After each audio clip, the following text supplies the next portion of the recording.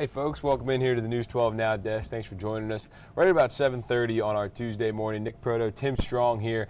And you know, if Tim's up here, we are talking weather and we are talking serious weather, Tim. A first alert weather day issued for the CSRA for today and tomorrow, as we're expecting some more winter weather here for the second time this year. Seems kind of like an eternity that we got through the first one a couple of Fridays ago. We were all of a sudden looking at this one. Now it's here, and we're getting right into tracking some snow across a lot of the deep south at this point. It's been snowing all night in southeast Texas and a lot of Louisiana. It's amazing just how far south this really cold air has been able to travel southward here. We're talking I-10 from Texas through Louisiana, and eventually it will be moving into the Florida Panhandle, but as far north as about I-20 seems to be kind of where the line 85 to 20 down to I-10, where we're going to have some winter impacts with precipitation. Now we do look at the first alert weather day. That's going to go into effect this afternoon, when we could probably start noticing more of the significant snow that will be accumulating, because temperatures are not really expected to get too far above freezing at all today. We might hit the mid-30s, but light snow kind of anytime after 2 p.m. Till about midnight to 1 a.m. Now we keep 2 a.m. in there, just possibly the time in the shift could change just a little bit, but we're expecting more of that snow to start impacting afternoon travel and tonight as well. Definitely roads elevated surfaces, bridges and overpasses. The wind chill values are going to be dangerously cold too. Those were already down into the mid-teens this morning. In fact, about 5 a.m. For about 30-45 minutes, Augusta was one of the coldest spots with the wind chill of 14. So counting the snow totals, accounting what's going to come in with the wind chill values, that's why we've got the first alert weather day. We did notice, Nick, some of those counties in the metro area added to the winter storm warning. Yesterday it was mainly just a lot of western and southern counties. Now anywhere along and south of I-20, winter storm warning. Northern counties, that's Wilkes all the way to Saluda counties, into the Midlands and upstate, winter weather advisory. But there'll be some moderate impacts as far as road conditions deteriorating later today as the snow moves in. That'll start up at 4 p.m. both the winter weather advisory and the winter storm warning, 4 p.m. to 9 a.m. tomorrow morning. So we kind of go through just kind of waiting on it now, but moving into that afternoon forecast and tonight, that's when more of the snow will start impacting us. Most of it finished up. You can kind of see drops off well before midnight. Mainly and thankfully, in one aspect, this is not going to be an icing event. We'll find problems with freezing rain, sleet down along the far southern Georgia and the southeast coastline to Florida, believe it or not, maybe down to Jacksonville. They could be looking at freezing rain, but mostly just snow showers today and tonight. The cold weather advisory in effect because of the dangerously cold wind chills that could, in some models, get down as cold as about 9 degrees. But between the low to mid-teens tomorrow morning, so keep that in mind. This kind of gives us a little range at looking at models that get in between that 10 to 15 degree range into Wednesday. So we have definitely some very cold morning temperatures continuing to come, and that'll stretch even into Thursday as well. The models, this is what really anybody cares about, is how much snow are we going to get? Well, most of the models are starting to come together now that we're in the day of the event. You can kind of see the GFS American model, the European model in Augusta is about 2.5 to 2.7. Anywhere north and west, maybe up to an inch, but greatly increases up to that 2.5 to 3 inch range when you get in the southern and eastern counties. So more of that impact for higher snow totals. Then the graph model is one that's in-house, one of our computer models that we run, showing about that same range, inch and a half, maybe greater than 2 to 3 when you start getting a little bit farther south and east out of the Augusta area. So might show a little bit of a lower total coming into the metro, but a good bet up to an inch to 2 possible. We can really see where that low is going to continue to track. That freezing line sits about Tallahassee into Savannah later on today. So this is a look at 5:30. Anything falling here locally will be all snow. Should wrap up by midnight, but the impacts will continue across areas like I-95. That's going to be a big problem for travel conditions, whether snow or ice. That'll follow down from Jacksonville, Savannah, Brunswick, even in Myrtle Beach. Can you believe it? Some of the coastal region will have ice on the ground tomorrow morning. The temperatures are going to stay in the teens and 20s for lows for the next several mornings. So refreezing, black ice is a big concern as well. We're just kind of waiting for that snow to start moving in our direction. So give it after midday. Temperatures kind of fluctuate between that 32 to 35 mark, but will drop once that snow starts moving in after 2 o'clock. You can see the numbers are down in the freezing mark. It will be all snow into 5:30. So really, if you don't have to be on the roadways, you're not encouraged to be, just because what falls will accumulate, because it will not be a slushy, icy mess until we start seeing some melting over the next few days, because the temperatures will get above freezing. The good news is the snow's out by midnight. This is a look at 7 a.m. tomorrow morning in the low to mid 20s.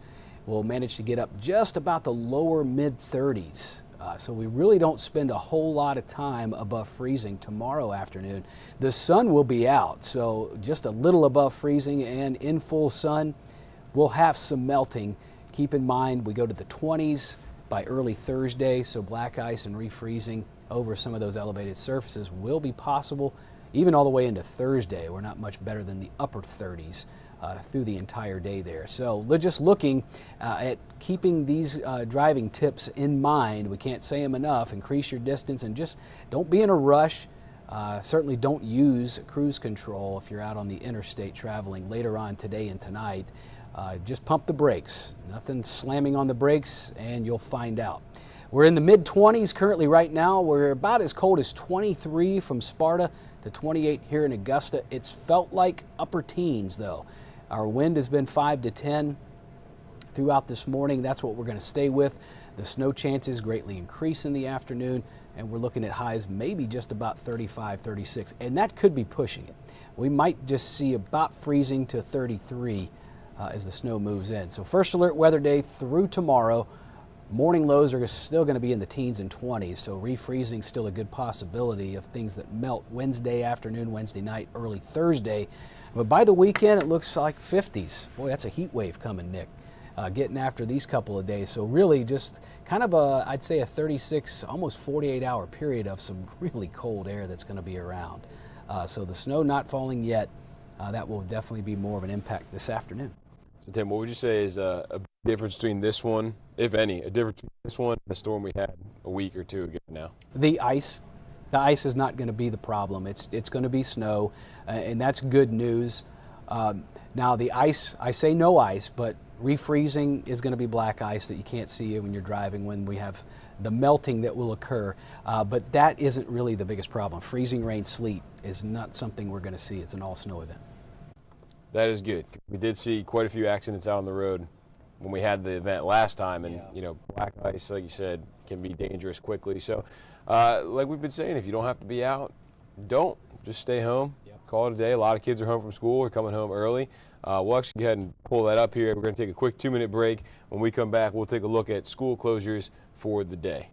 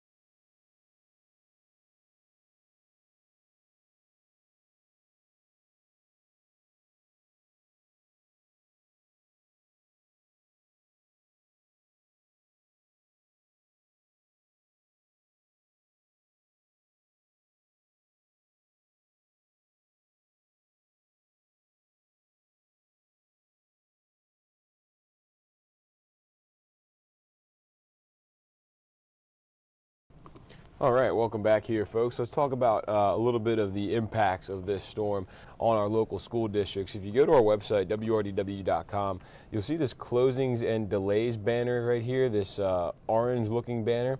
If you click on that, it'll take you to all of our school closings. So I'm actually going to go ahead and read through all these and then and let you guys look as we're going along here. So Aiken Tech's going to be virtual today. Allendale County is going to be virtual learning today and tomorrow. AU virtual today. Bamberg County early dismissal at 11:30 today. Barnwell County will early dismiss 2 hours. So will Burke County. Also in Burke County, tomorrow is going to be a learn from home day. Edgefield County is open, or actually they just recently switched to early dismissal today at Edgefield County. So this will have to be updated. Early dismissal in Edgefield County, and all of their after school activities are canceled. Edmund Burke, early dismissal today, learn from home tomorrow. Fall Line Technical College closed today and tomorrow. Glasscock County is going to early dismiss at 12 p.m. today and then learn from home tomorrow. Hancock County will be early dismissal today, learn from home tomorrow. Jefferson County will be early dismissal at noon today and closed tomorrow. Jenkins County, early dismissal 2 hours early today, closed tomorrow. McCormick County, I believe they just changed theirs as well. Cannot remember, they just changed it too, but they did just change theirs. Let me actually see if I can pull that up. Hang on. I want to make sure we get you the right info here. So McCormick County did change theirs. Just give me 1 minute to get this pulled up.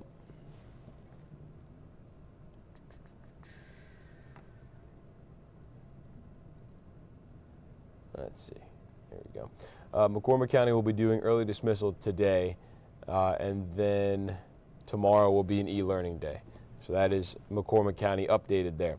McDuffie County, early dismissal today. Orangeburg County, the same. All after-school activities canceled. Payne College going to be doing virtual learning today. Screven County is open. One of the only districts that is open today with afternoon activities canceled. Tolliver County closed today and tomorrow.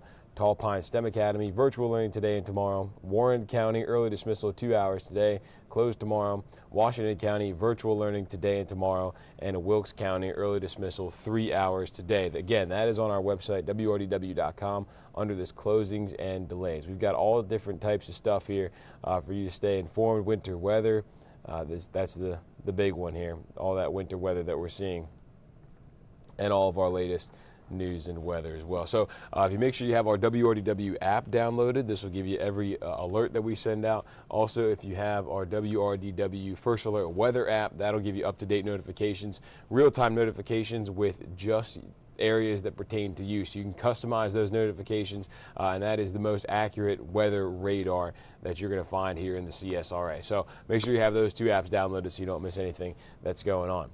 But right now, just be careful out there. If you do have to go out, a lot of places are going to be open now, closed later. So if you're out there on the roads, when that snow is coming, just be safe.